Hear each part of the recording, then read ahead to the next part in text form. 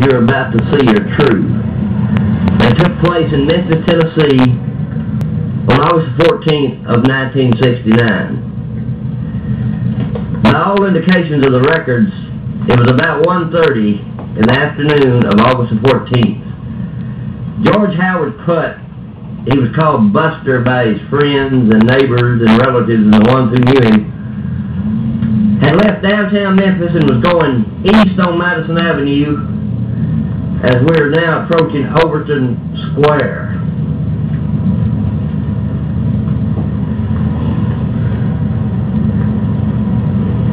The locations are real, as you're about to see. He was driving along looking for somebody to rob or something to rob, and he was approaching Cooper Street at Madison and Cooper, which is located in Overton Square. The traffic light you see up ahead is Cooper Street.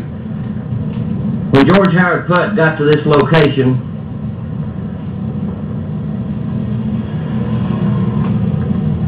most of the traffic was turning to the right, so he thought he would do the same. Right here is the location of Madison and Cooper, and he was turning east off of Madison and heading south on Cooper.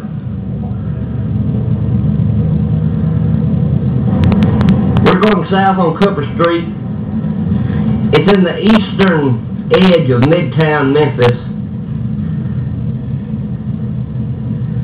and between this part of Cooper and East Memphis and Riverside Park downtown, for 29 days, George Howard Putt put a terror in the city of Memphis.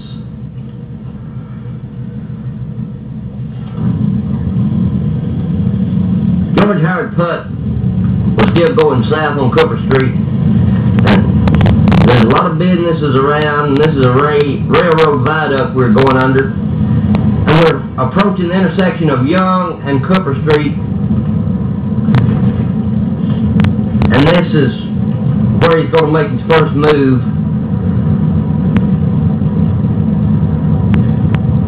He was still looking around all the time for places to rob. He needed money. He had left the blood bank at downtown Memphis on Jefferson Street at 118 Jefferson Street in downtown Memphis, and got $5 for selling plasma, but that was not enough.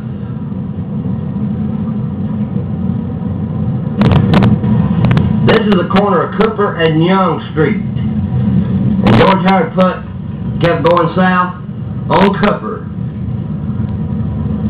The traffic light you see up ahead here is Southern Avenue, and instead of turning, he will go straight across the railroad tracks at Southern and Cooper Street.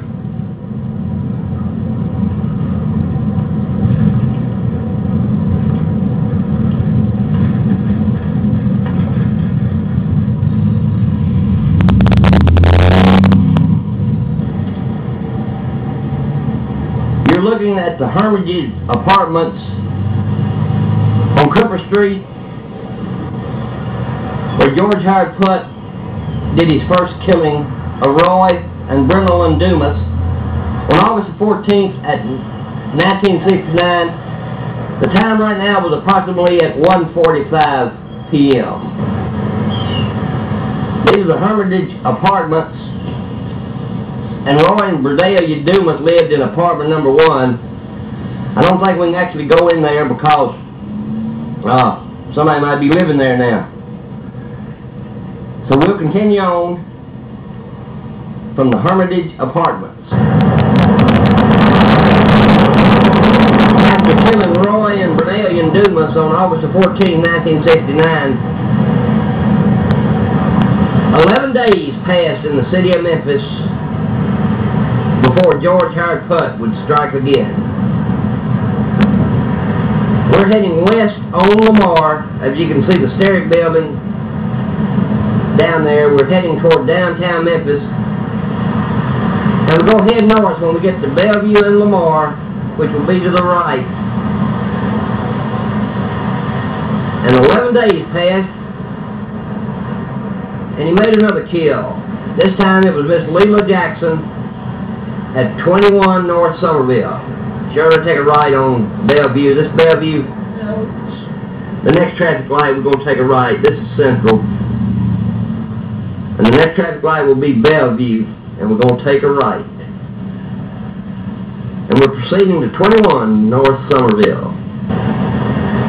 We're at the intersection of Bellevue and Lamar. We're going to be going north on Bellevue. We're taking a right and heading north on Bellevue.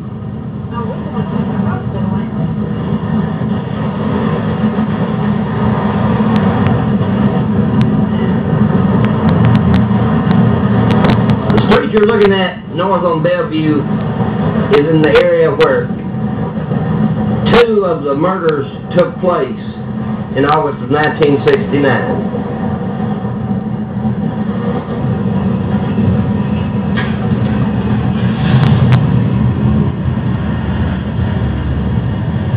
This location is looking north on Bellevue at Union Avenue. We're taking a tour of the route that George Howard Putt made in 1969.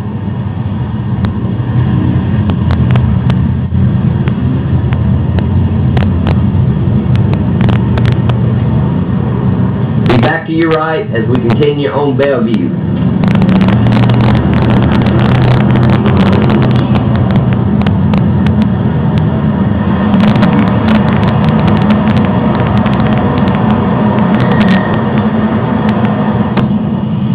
This is the intersection of Bellevue and Madison in Midtown Memphis. Madison divides north and south. North of Madison, the numbers will start over again. And we're going to go to 144 North Bellevue before we go to 21 North Somerville. 144 North Bellevue is the little block apartments where he made his last kill on Mary Christine Pickens. Back in 1969 at 144 North Bellevue is where the LeBlanc Apartments was located. They have been torn down since then, and this is the doctor's office. But this is the same location, 144 North Bellevue, where George Howard Putt made his last kill. It was on September the 3rd or 4th of 1969, after Labor Day. After killing Christine Pickens, Putt ran down this expressway, as you see, because it was not yet finished.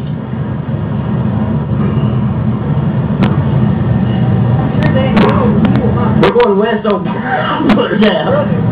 You're looking at the Baptist Hospital, if you can see it. Chester Putt, George Howard Putt's brother, was working here, and I knew him, and I met George Howard Putt one time. Right now we're going south on Pauline Street, coming up on Jefferson, and we're coming back to Madison.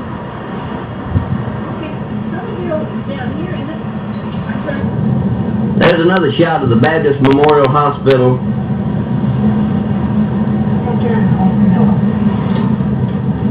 Alright, we're going south on Camilla Street. And this corner up here is Camilla and Madison. You're going to take a left.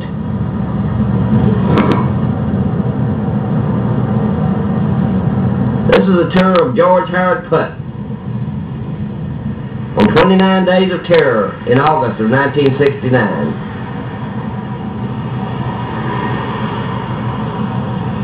Turned around and straightened out, and we're going west on Madison, approaching the Baptist Memorial Hospital. 69.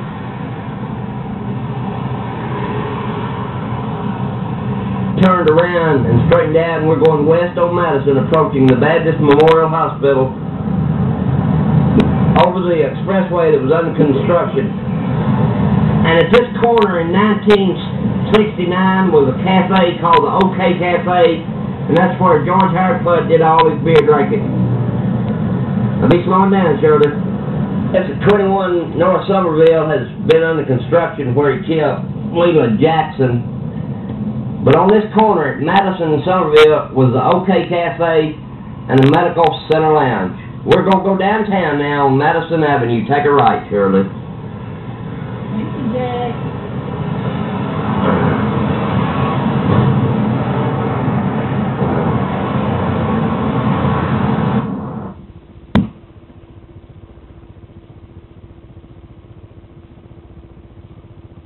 Right.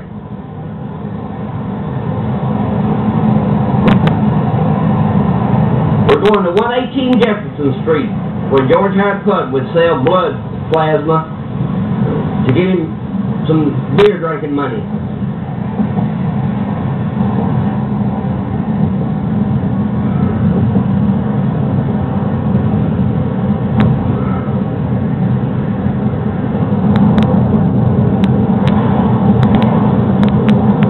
Coming up on your right, where it says National Playhouse Movies, it's where transport bus lines used to be, where I worked at. Drive on, Shirley, drive on.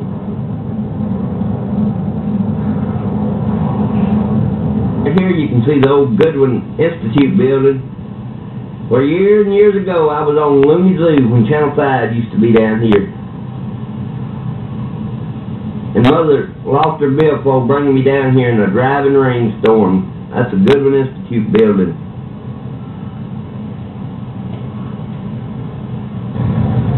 We just crossed the Mid-American Mall and we're coming up on Front Street and Madison.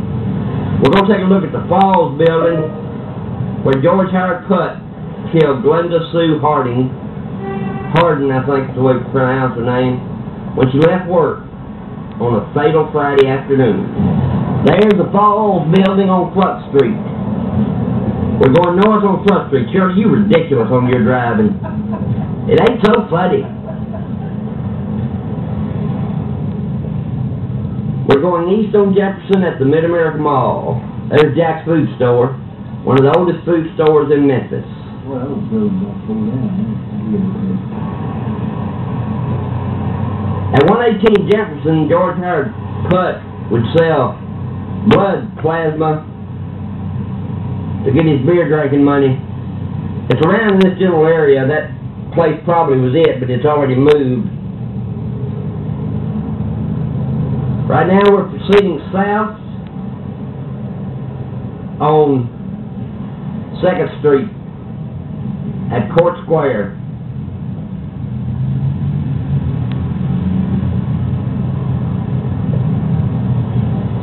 This is Madison in the Mid-American Mall. The Lerner Shops is on your right.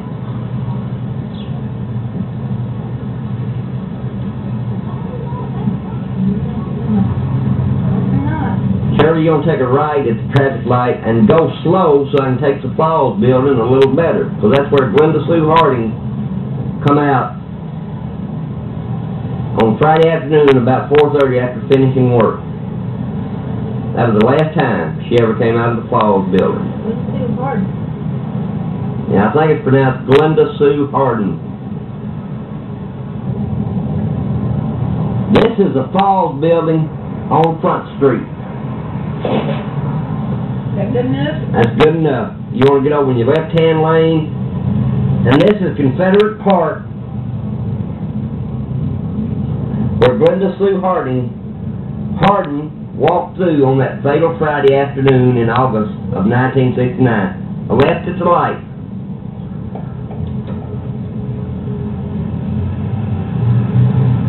There's a tram going over to Mud Island.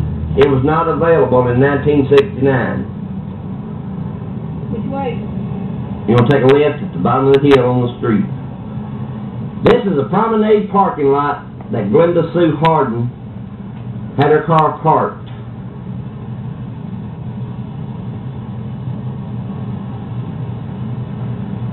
Right over there is a promenade parking lot.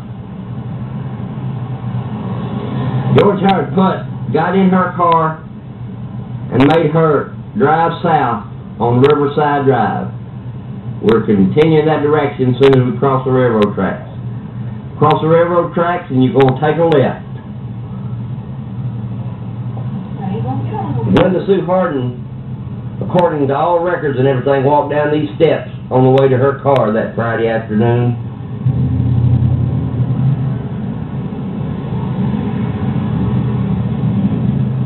After George Howard Putt had her in the car, he proceeded with her in the car south on Riverside Drive. You're looking at the Memphis and Arkansas Bridge on Riverside Drive, downtown Memphis. Charlie, there's the Mississippi River.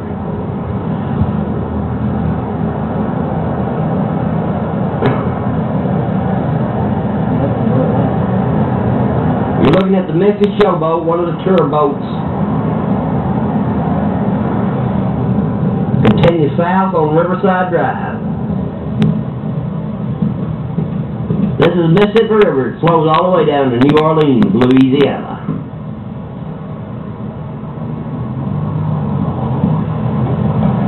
The story you're watching took place in August of 1969.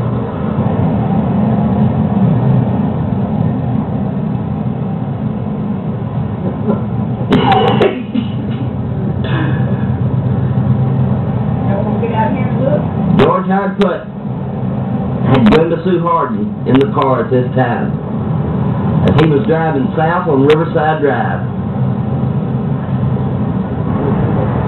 It's up there. We'll stop by on the way back, on the way to where George Howard Putt and Mary Bullimore Putt lived.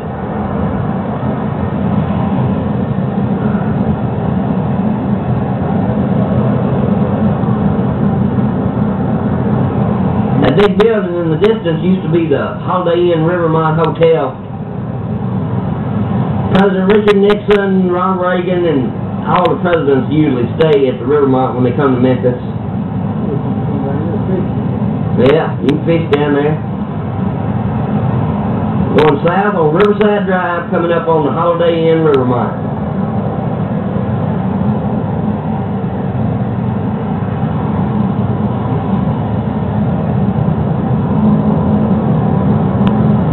George Howard Putt was proceeding this way in 1969. Keep on going straight, Shirley.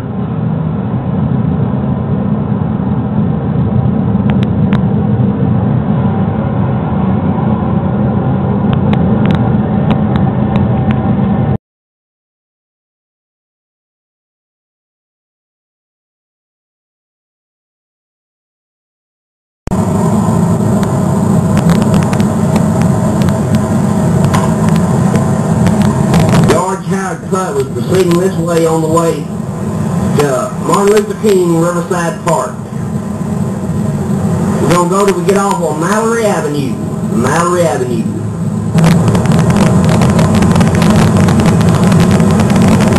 South on Interstate 55.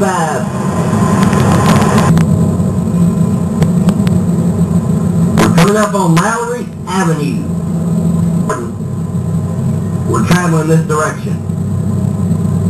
Little did she know what she was in for. Little did I know. Shirley, you're going to take a right on Mallory.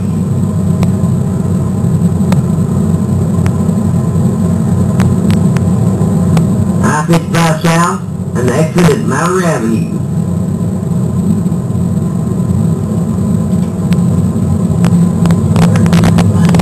Number 9, can you see it? No, where is it?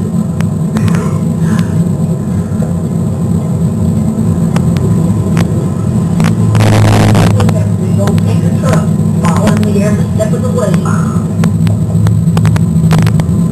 Way. Right? Yeah.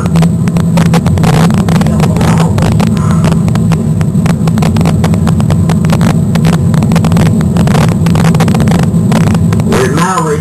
Going west to Martin Luther King Riverside Park. We're entering Martin Luther King Riverside Park. This is where George Howard Putt deposited Glenda Sue Hardin's body. Now, we're not exactly sure of the location. Some of the old-time police officers can tell you, but go straight, Shirley.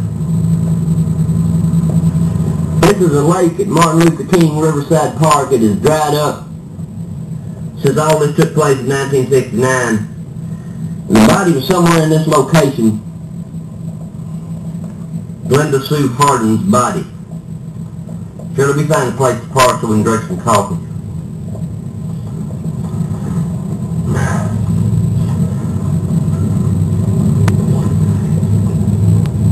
As you can see, Shirley makes a big scene of turning around. I want to get out. Somewhere in these woods was Glenda Sue Hardin. There's a car sitting here all black. Look. As you can see, these are dense woods in Martin Luther King Park. There's people smoking back there. There's a dried up lake at Riverside Park. Back in the early 50s, they used to have a fishing rodeo here every June. What's that old man going down? A lot of things have changed here at Riverside Park. Now, which way? There's no drug deal down here. The pavilion at Riverside Park. Now, which way? We're at Martin Luther King Riverside Park.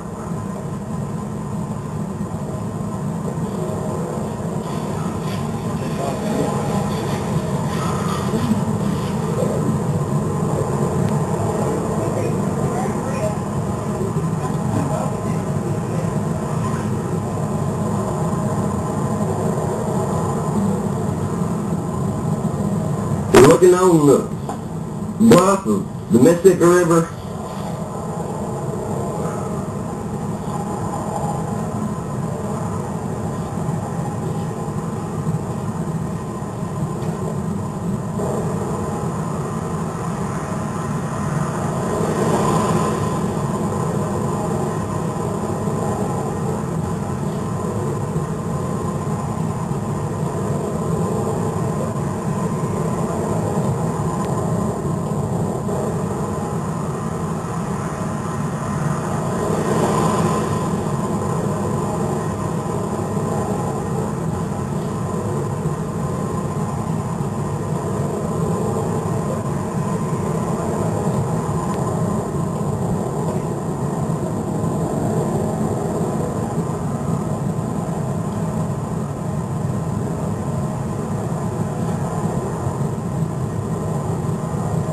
That's a sailboat you're looking at on the Mississippi River.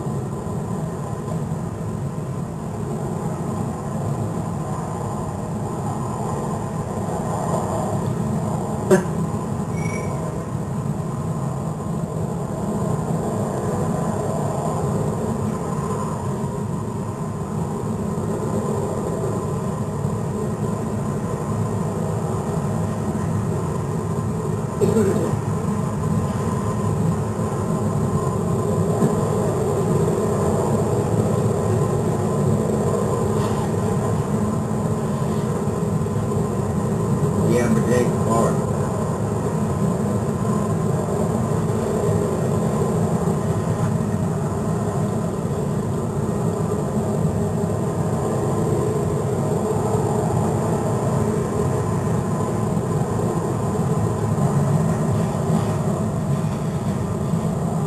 Martin Luther King, Riverside Park, Memphis, Tennessee.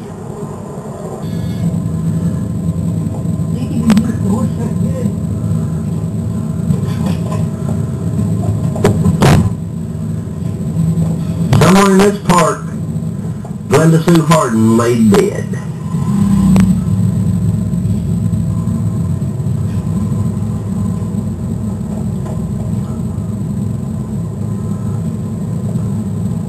We're proceeding out of Riverside Park.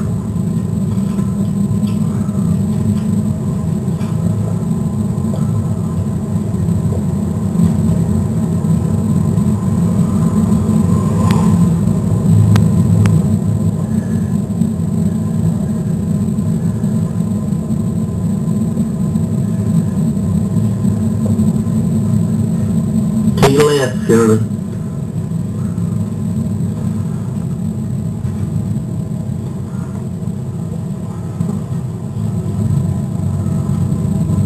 You're going to go to your left. You're going to take that Jackson, Mississippi sign. Go under the bridge and back to your left. We're going downtown Memphis to take a look at Beale Street. And then we'll go to 621 Bethel Street, where they were living in 1969, the day George Howard Putt was arrested.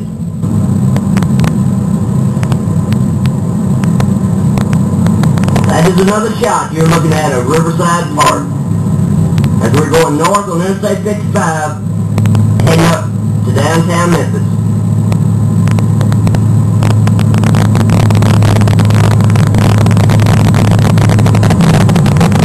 Just another shot of Riverside Park.